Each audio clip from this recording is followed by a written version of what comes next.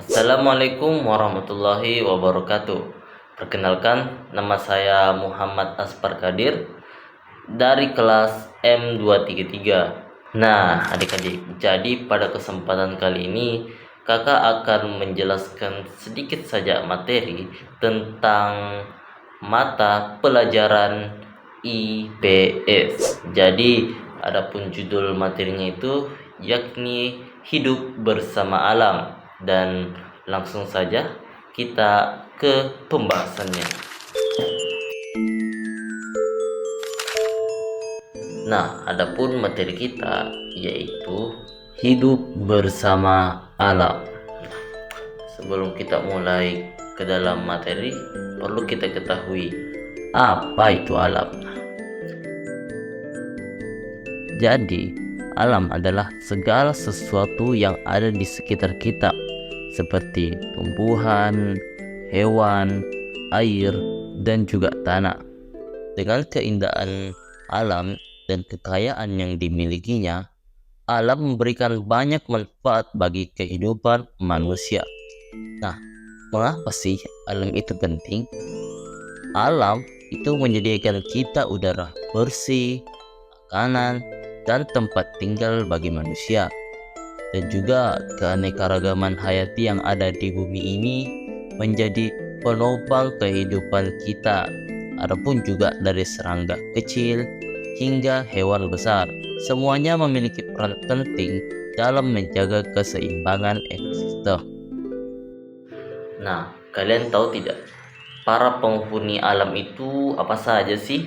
Nah, tapi sebelum kita ketahui lebih lanjut, perlu kita ketahui tentang ekosistem. Nah, apa sih ekosistem itu? Jadi, ekosistem adalah tempat di mana makhluk hidup dan benda tidak hidup itu saling berinteraksi.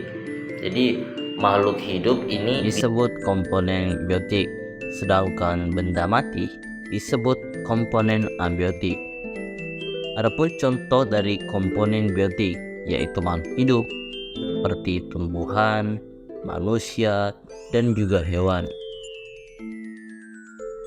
Sedangkan contoh komponen biotik atau benda mati adalah matahari, air, tanah, dan juga udara. Nah, ruang lingkup bagian ekosistem.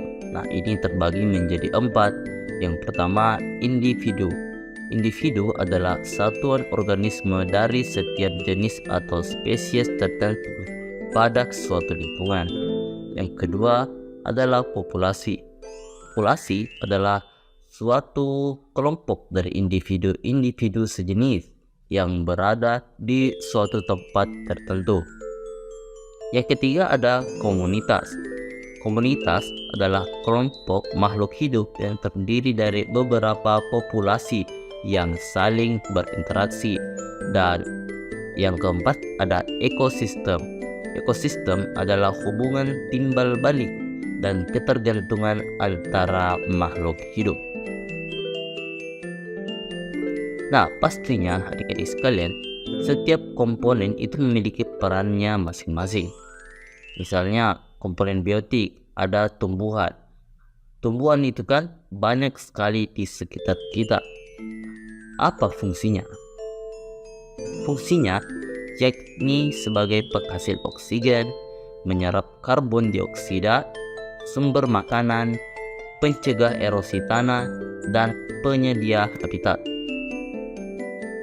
Jadi, bukan hanya tumbuhan saja, hewan pun membantu menjaga keseimbangan alam, seperti lebah membantu dalam proses penyerbukan dengan membawa serbuk sari dari satu bunga ke bunga lainnya.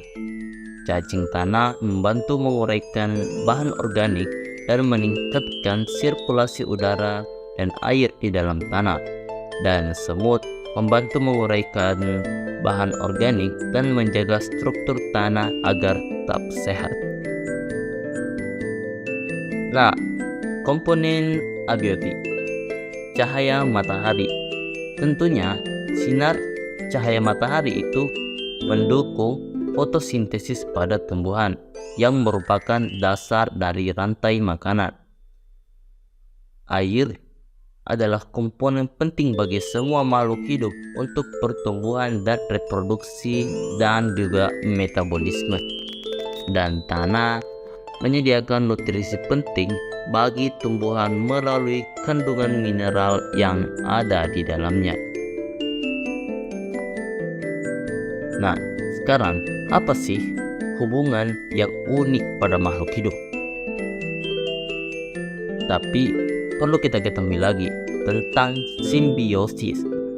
Simbiosis ini adalah interaksi antara dua organisme dari spesies berbeda yang hidup berdampingan, baik sementara maupun lama. Tentunya simbiosis ini terdapat berbagai jenis dengan karakteristik dan dampak yang berbeda bagi organisme yang terlibat.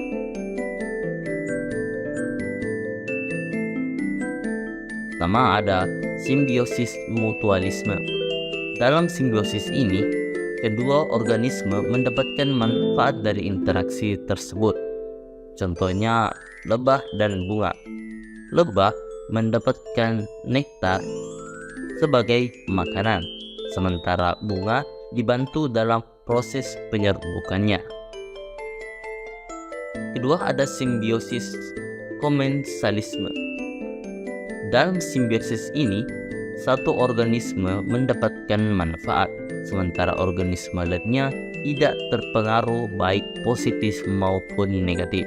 Contohnya adalah ikan remora yang menempel pada ikan hiu. Ikan remora ini mendapatkan makanan dari sisa hiu berburu. Tetapi hiu ini tidak terpengaruh oleh kehadiran remora. 3. Ada simbiosis parasitisme.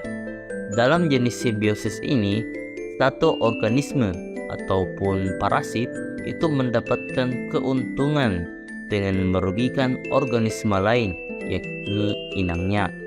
Contoh parasitisme adalah kutu yang hidup di tubuh hewan, mendapatkan makanan dari darahnya, sementara hewan itu mengalami kerugian. Nah, pasti adik-adik sudah lumayan mengerti nih tentang apa itu ekosistem dan juga simbiosis. Nah, sebelum kita melangkah lebih lanjut ke dalam materi kita, mari kita bersama-sama mengerjakan beberapa latihan berikut ini. Kita ke soalan yang pertama. Dapat kita lihat di sini pertanyaannya, yaitu apa yang dimaksud dengan komunitas dalam ekosistem? Kakak beri waktu 5 detik untuk menjawab soalan ini. Silahkan menjawab.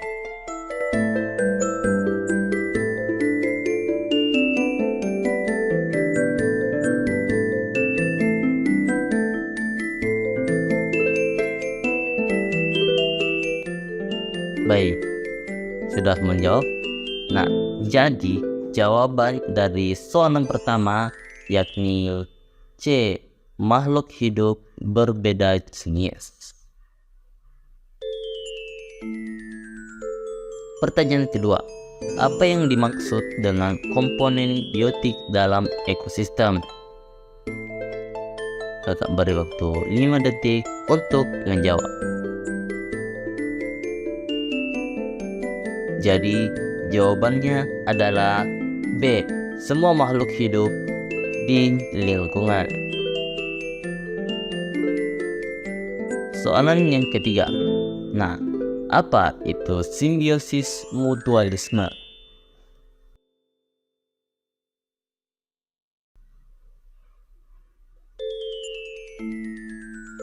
Jawabannya adalah B.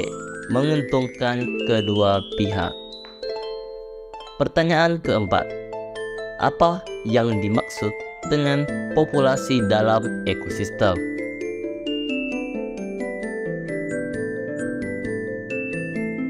Nah, jadi jawabannya adalah A. Sekelompok makhluk hidup sejenis. Dan pertanyaan terakhir, apa dampak dari pencemaran lingkungan terhadap ekosistem?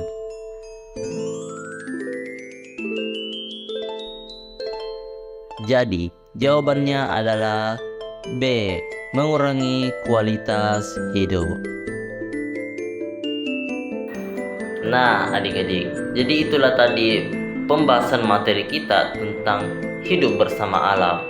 Jadi, hidup bersama alam itu tidak hanya sebatas mengetahui apa itu ekosistem dan juga simbiosis, tetapi kita perlu mengetahui makhluk hidup apa saja yang ada di sekitar kita. Jadi itu saya pembahasan kita pada kali ini. Semoga kita bisa bertemu pada lain waktu untuk membahas lebih lanjut tentang hidup bersama alam. Saya Muhammad Akbar pamit undur diri. Wassalamualaikum warahmatullahi wabarakatuh.